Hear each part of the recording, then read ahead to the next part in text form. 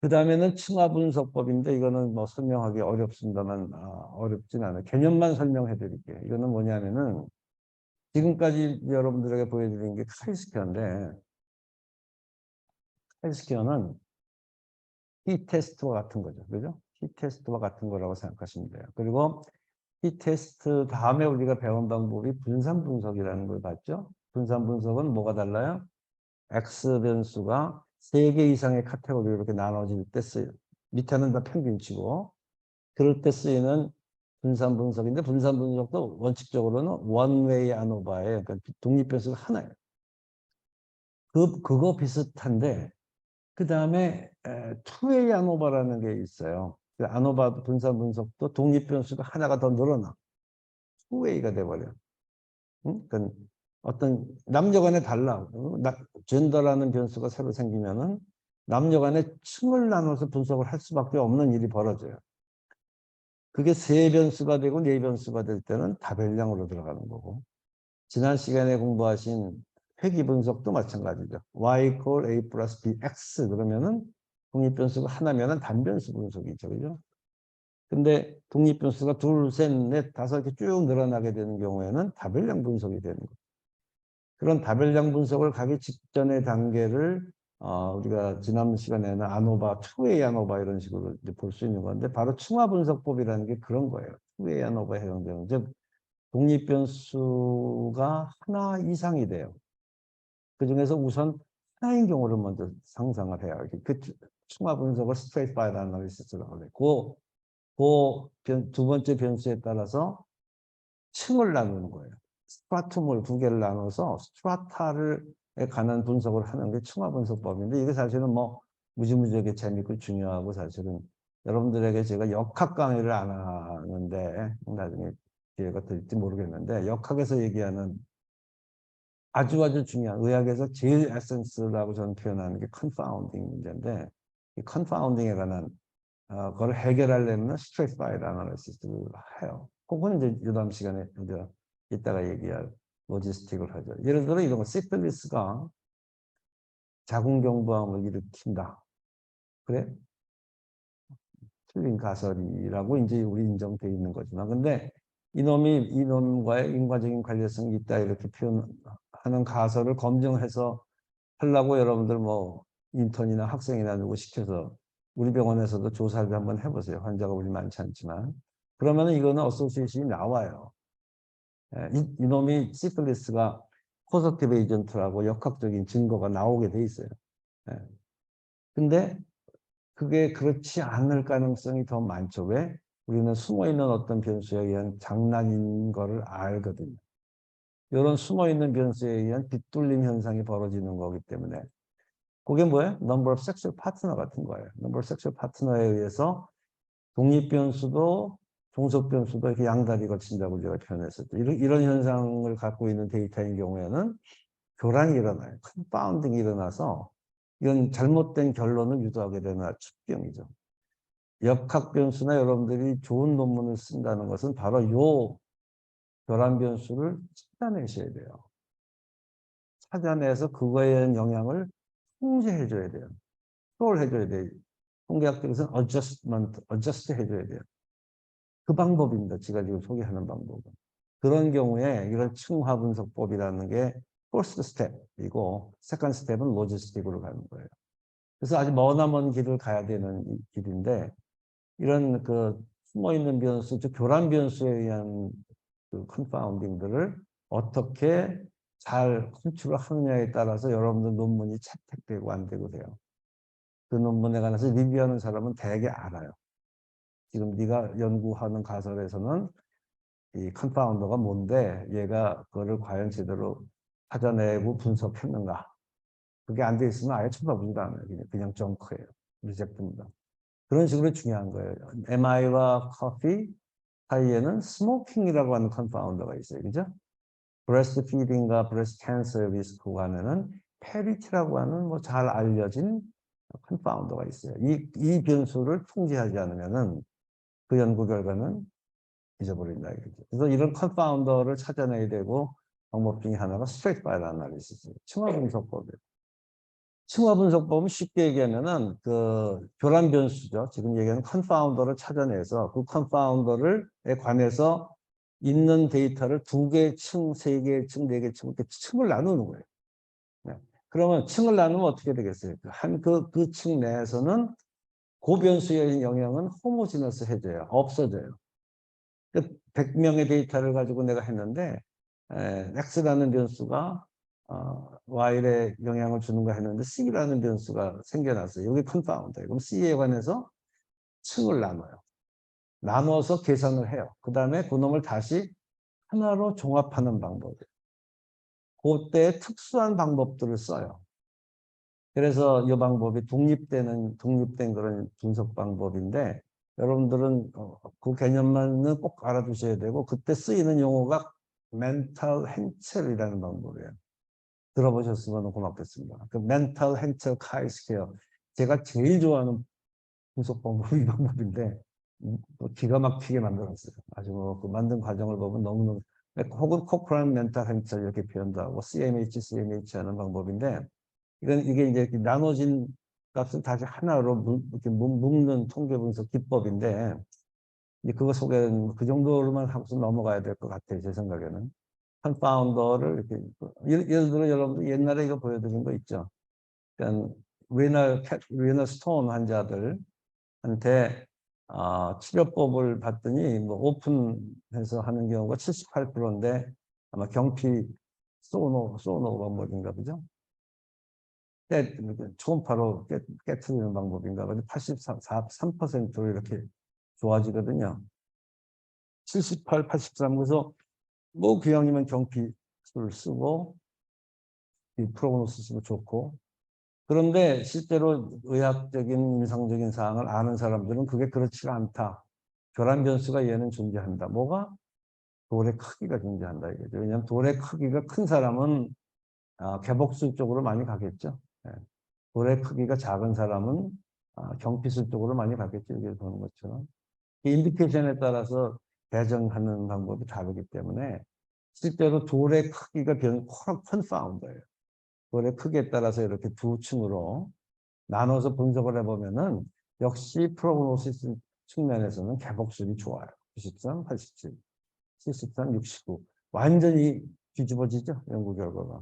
이런 게 컨파운더예요. 아주 컨파운더를 찾는 게 그래서 굉장히 중요하고 의학 연구의 에센스입니다. 이거를 아주 잘 찾아야지만 좋은 논문을 쓰시는 거예요. 근데 찾으면 뭐해? 분석을 할 수 있어야지, 그지?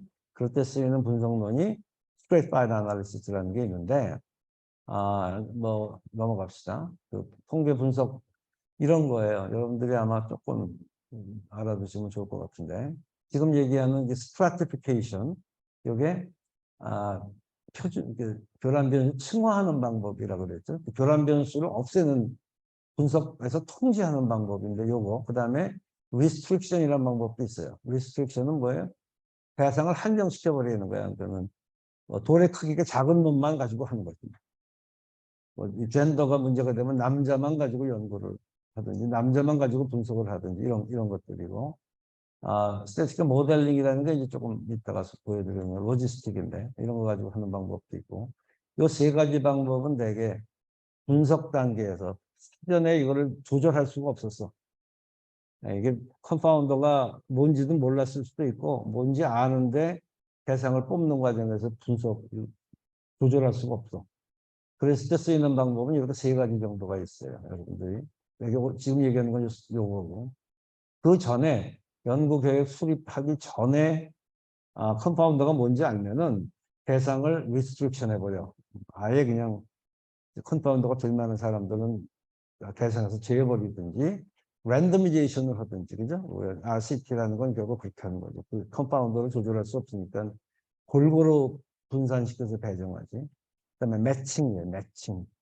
짝짓기라는 것이 아주 유효한 컨파운더 조절 방법인데 매칭을 하는 건 아주 좋은데 시간이 굉장히 많이 걸리고 대상이 많이 필요해요.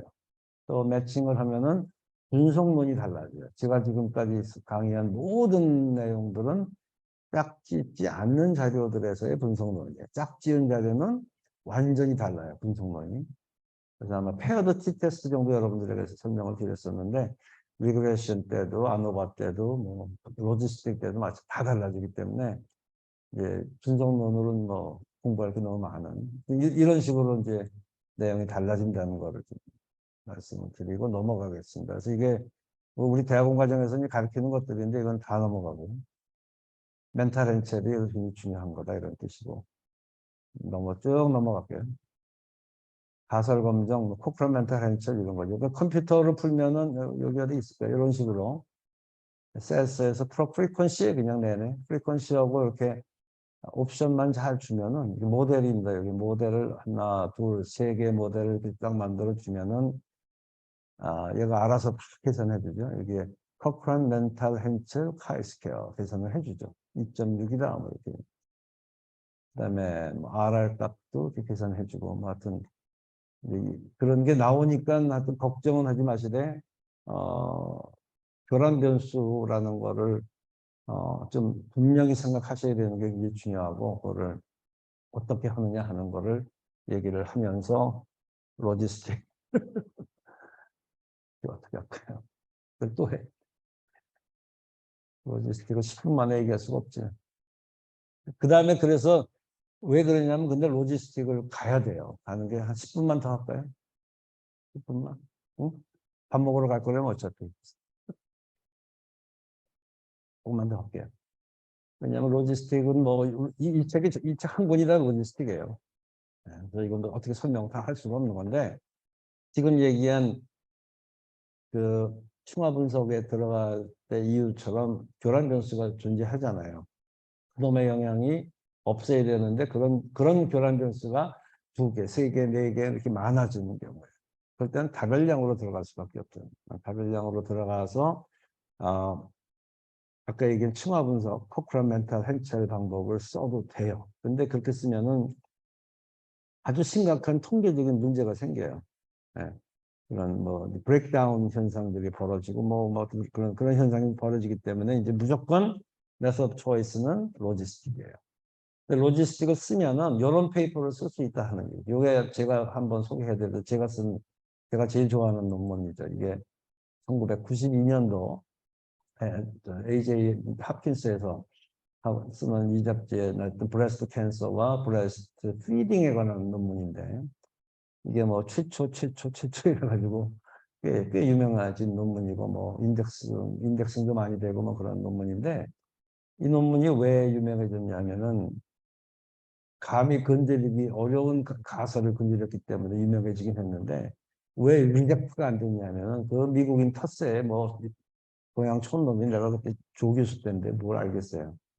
세계 수준의 이름을 올리는 첫 논문이 이건데 근데 방법론이 큰 크리에이터 했거든요. 그 방법론이 로지스틱이에요. 그 로지스틱을 이 논문에서 쓰는 거예요. 이 논문에 쓰는 이게 마지막 테이블이에요. 결론은 이 테이블 하나 때문에 이 논문이 살아요.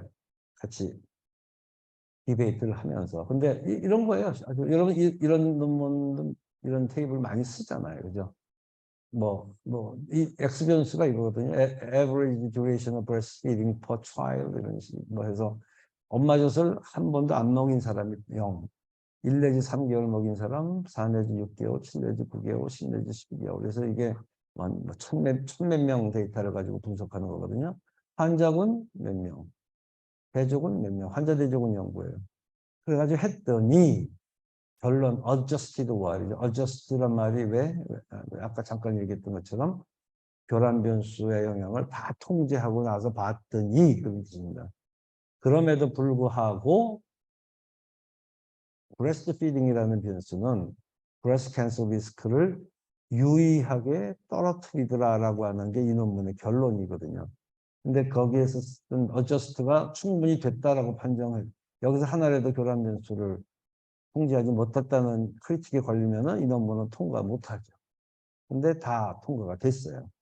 그 다음에 유명한 기법이 이게 요게 어스레이쇼라고 그러죠. 우리 엄마 젖을 한 번도 안 먹인 경우가 1이라고 했을 때 리스크가 1이라고 했을 때 1 내지 3개월 먹인 사람의 리스크는 0.74로 떨어져요.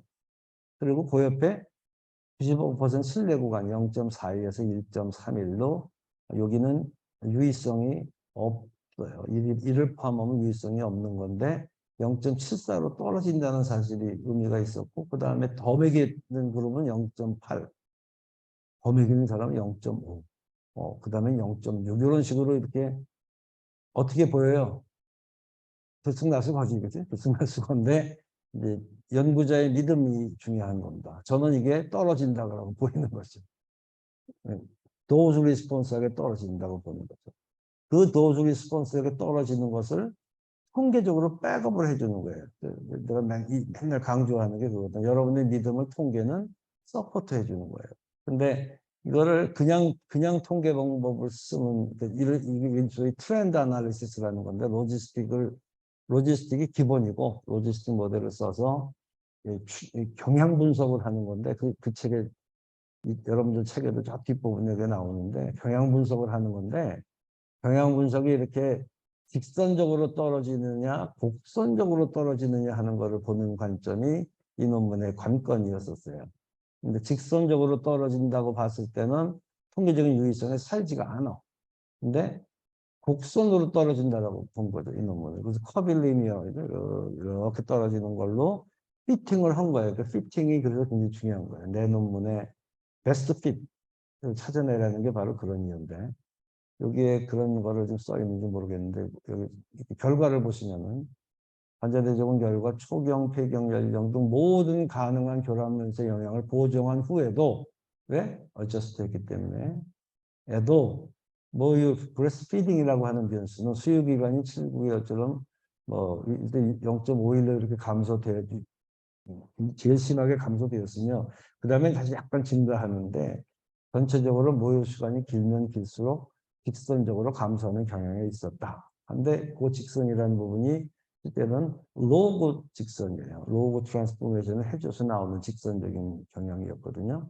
그거를 이제 실제로 논문에서 그렇게 썼어요. 그래서 이게 카이스케 트렌드라는 것을 해봤더니 4.07로 3.84보다 커서 유의한 차이가 있었다라는 것을 증명하면서 이 논문이 이제 세상에서 알려지기 시작한 이게 아니었으면은 리젝트 당하고 그냥 쓰레기통에 있었을 거예요. 그런 식으로 논문이 하나 죽었다 살았다 하는 아주 중요한 일이었는데 그때 쓰이는 기법은 전부 로지스틱 리그레션이라는 거예요. 로지스틱 리그레션이라는 기법을 쓰면은 이런 거 조금 어려운 난제들을 분석할 수 있는데 이걸 어떻게 설명하지? 그냥 말로 설명을 합시다, 그냥. 다음 시간에 이걸 또 해달라 그러면 해주는데, 하여튼, 로지스틱 리그레션이라고 하는 것은 다음 시간에 앞부분에 조금 그 얘기는 해야 되겠네. 뭐냐면은, 굉장히 주의할 게 많아요. 로지스틱 리그레션을 하실 때.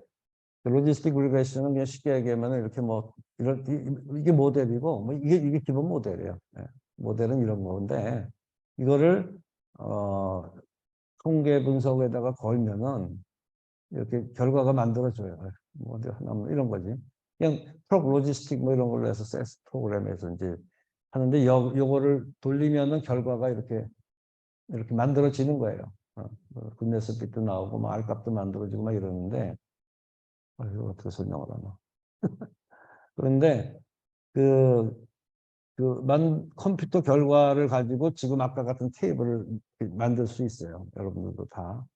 그런데 문제는 그 모델을 이제 찾아 들어가는 것도 하나가 문제고 그 모델을 제대로 된 입력을 하느냐 안 하느냐에 따라서 완전히 넌센스적인 일들을 할 수도 있고 모델을 잘 이해하지 못하고 있으면은 리그레션 때도 마찬가지인데 이 로지스틱 때도 아주 잘못된 결론을 만들기도 하고 그래요. 하나만 잠깐 얘기해주고 끝낼까요? 예를 들어 여러분들도 아마 그런 실수는 누구나가 할 텐데 다음 시간에 조금 더 해드릴게요, 설명을. 예를 들어 이런 거 하나만 잠깐 얘기할게요. 여기 하나 어디 예가 있을 거예요. 이런 그 모델을 잘못 만드는 방법 중에 하나가 위장 변수 굉장히 중요하고 하나만 합시다. 너무 많아서 다 할 수가 없어요. 이런 건데 예를 들어 보세요. 이게 담배도 어디 있을 텐데 폐경, 뭐 이런 거 합시다. 이 유방암이 폐경하고 프리메노포즈, 포스트메노포즈 리스크 확 달라지잖아요. 그죠? 근데 중요한 거는 폐경의 연령, 그 age at menopause라고 하는 변수가 굉장히 리스크에 크게 작용을 해요. 그거를 증명해야 돼, 데이터에서. 그래서 데이터를 내가 1000명 가까운, 500명 가까운 데이터를 모았는데, 실제로 데이터를 입력할 때 어떻게 입력하세요? 폐경시 연령, age at menopause. 그러면은 이렇게 변수가 만들어지는데, 이 폐경시 연령을 예를 들어 메노라는 변수라고 생각하면은 이 폐경시 연령은 실제로 그 데이터를 많이 들여다보면 어떻게 돼 있어요? 0, 프리메노포즈는 0으로 표시가 돼 있고, 그다음에 포스트 메노포즈로 들어간 사람들은 35세에 시작되느냐, 뭐 50세에 되느냐, 나이가 돼 있죠, 그죠? 그래서 0과 어쩌고저쩌고 이런 숫자로 이렇게 구성이 되어 있는 게 age and menopause라는 변수예요. 이거를 리그레션을 하는 거예요. 리그레션도 똑같고 로지스틱도 똑같고 이거를 걸면은 무슨 일이 벌어져요? 컴퓨터는 무식해요. 그래서 0은 0이에요. 그냥 0은 0으로 읽습니다. 얘는. 그 다음에는 35로 읽어요. 그 다음부터는 36으로 읽어요. 그러니까 0과 35 사이에는 아무것도 존재하지 않아요. 대신 컴퓨터는 어떻게 이해하냐면은 그 사이에서 직선이라고 생각을 해버리는 거예요. 연속적인 변수로 생각을 하기 때문에. 그래서 실제로는 에이젠 메노포즈에 의해서 리스크가 확 달라지는 거를 보여주고 싶은데 못 보여줘요. 왜냐하면 0이라고 하는 놈을 그 안에 갖고 있기 때문에 그래요. 근데 실제로 모든 여러 연구자들은 그런 거를 생각도 안 해요. 그러나 데이터를 뭐 통계하는 사람한테 이렇게 부탁할 경우에는 더더군다나 그래요.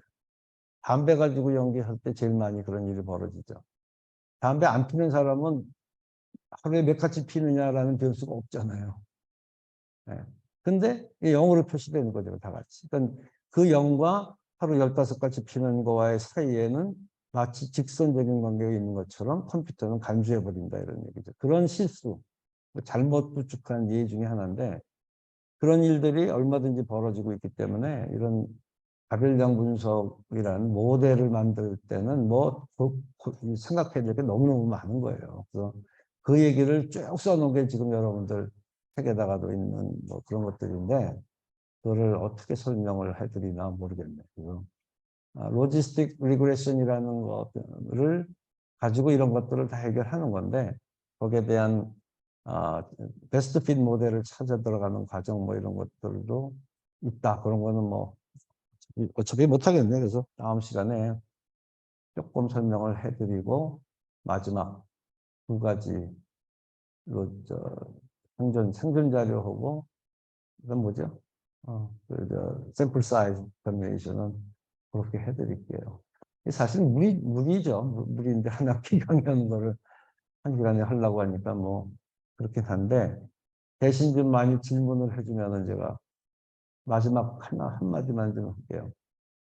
제가 이 강의를 하겠다고 한 거는 여러분들이 통계에 대해서 뭐 다 이해하라고 그런 뜻은 아니죠, 절대로. 그리고 대신 두려워하지 말자라는 거거든요. 접근을 하시라. 네, 그냥 방법은 있다.